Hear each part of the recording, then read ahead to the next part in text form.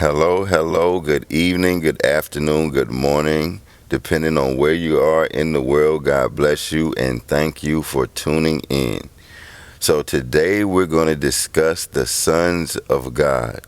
Who exactly are they? So, we're going to pick up in Genesis 6.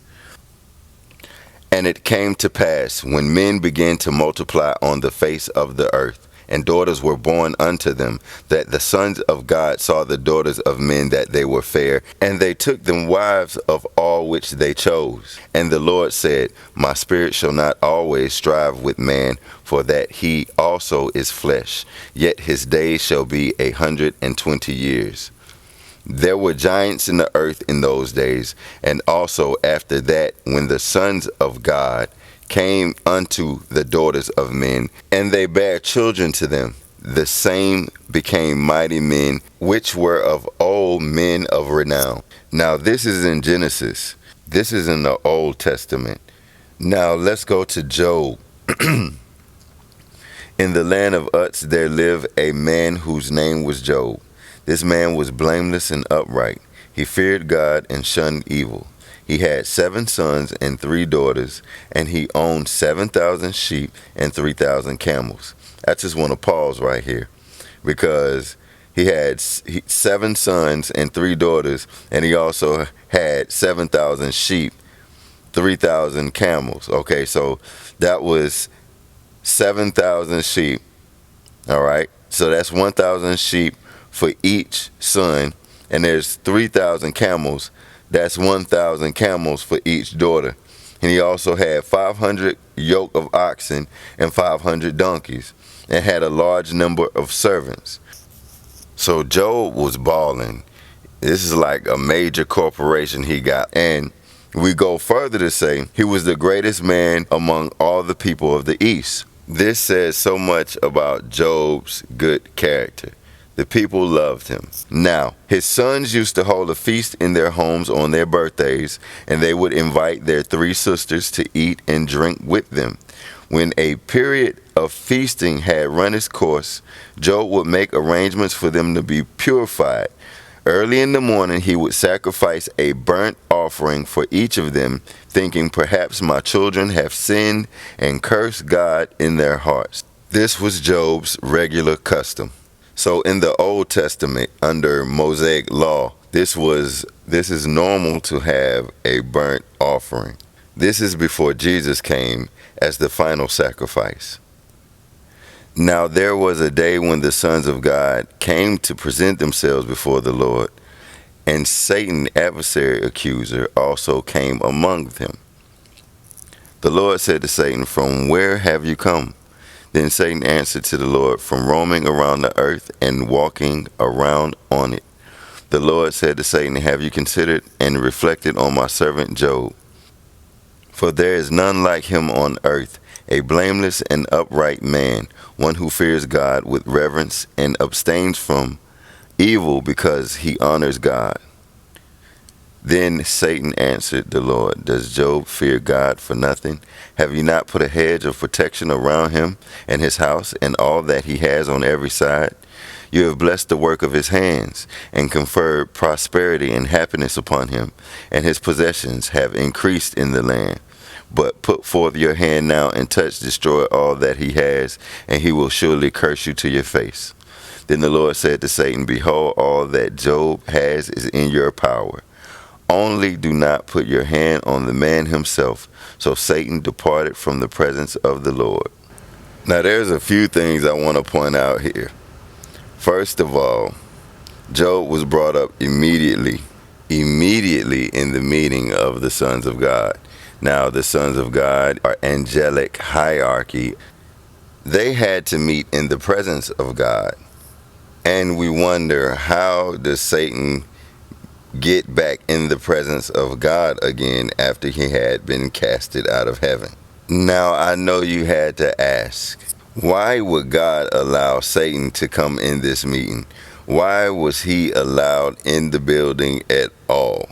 Well, the answer is quite amazing. God is very intentional, like I described to you, how he had enough sheep as well as camel for Job's children. And Job being brought up along with Satan being there, that's not a coincidence. This was very intentional. So God made Satan show up to sentence him for punishment. And his punishment, because of his pride, was to be embarrassed in front of the entire council by Job. This is what's really going down. So notice when he comes in, God asks him, where has he been? And he doesn't ask him to genuinely get him to tell me, hey, where you been? I ain't seen you in a while. No, he have watched Job the whole time. This is the proof. When he brings Job up, he knows Job have a hedge of protection around him. How would you know that if you wasn't standing in the field behind the house? He says, the work of his hands, you made him prosper. Well, how would you know that if you wasn't watching him prosper? How would you know so much about Job had you not been watching him? Now, God is sitting on the throne at this moment like, I see you, right? I didn't need you to answer where you really been. That was cute. But I see you, right? Now, before all of this goes down with Job, Satan was trying to say if he could ruin his life, Job would have no reason to believe in God anymore, that he would forget his authority. And through Job's testing, God wanted to show him the results of having faith. He wanted to show Job the direct results of believing directly in him with all his heart. He wanted to show everyone in that meeting that witnessed Satan walk in there and try to criticize this man, hating all day on this man, watching him from a distance every day for who knows how long. God heard and saw everything, and he knew exactly what to do to get rid of Satan.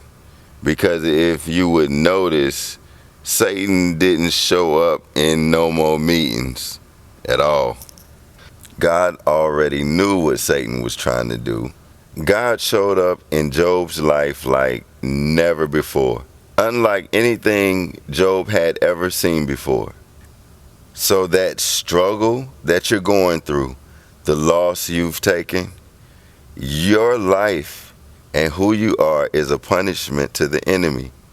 They should fear you. Every breath you take, every morning you wake up, every time you blink, the enemy should run.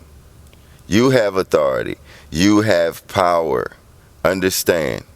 And the more you experience, the more loss you have, the bigger things show up in your life. Okay? Job was blessed with more than he had ever had before after this entire story. He had twice as many kids. Everything was replenished abundantly. Abundantly. Double for everything he lost. And he lived to be well over 200 years old when God said in the beginning that man would only live to be 120. And we don't hear about Satan showing up to any more meetings. Not to mention the Son of God resides right next to the Father. The only way to our Father is through our Messiah, Yeshua HaMashiach, Jesus Christ. So under the new covenant, things have changed. Satan doesn't have that type of access to us anymore. So whatever you're going through in life that seems like it's hard, that feels like it's a test right now, you're the executioner to the enemy.